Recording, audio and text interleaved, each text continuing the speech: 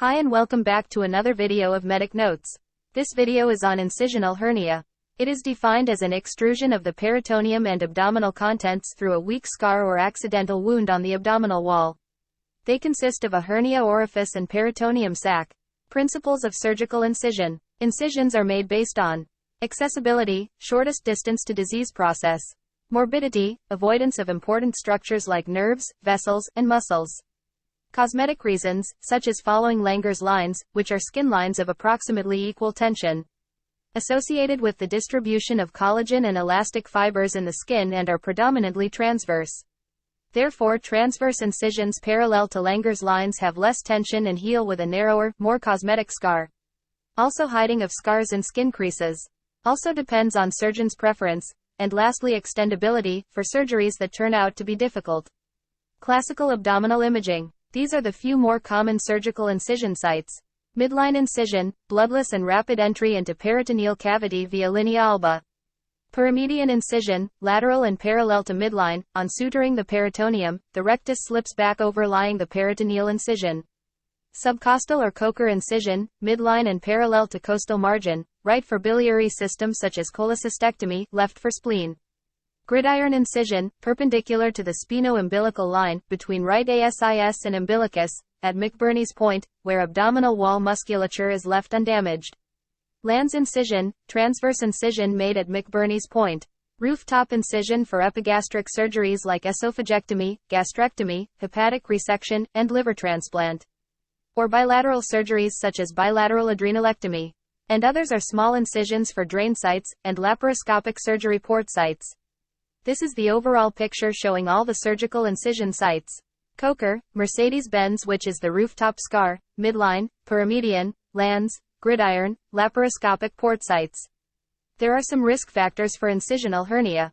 Patient factors, like age, malnutrition, chronic disease, steroids, diabetes, morbid obesity, increased abdominal pressure due to chronic cough, obstructive uropathy, constipation, connective tissue abnormalities. Surgical factors, like wrong suture material used, wrong technique, too small bites.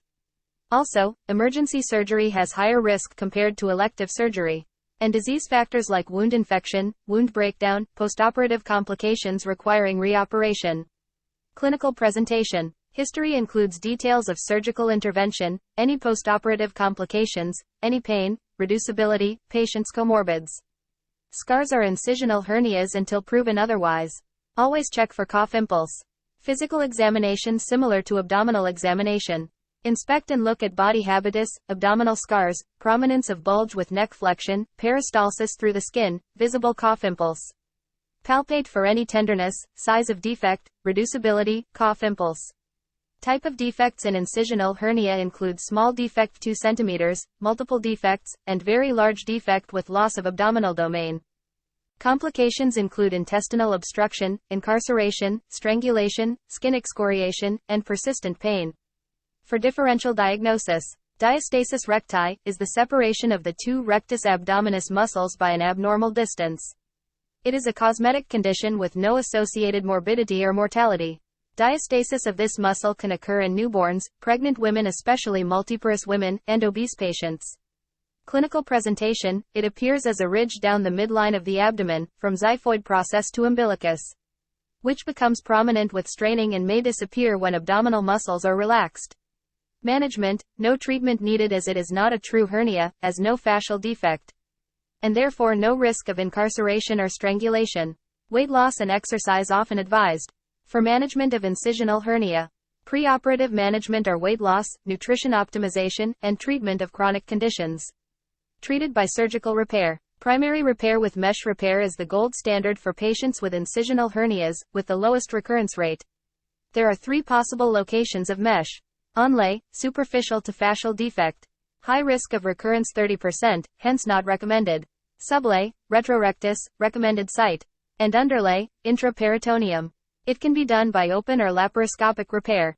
Laparoscopic intraperitoneal mesh repair. Laparoscopic repair benefits are lower risk of wound infection rate, shorter hospital stay, and better abdominal wall function.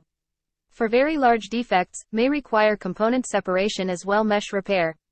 Complications of incisional hernia. Wound infection or mesh infection. seroma formation, hernia recurrence, wound sinus, and enterocutaneous fistula, which is rare. That's all for this video. Thank you.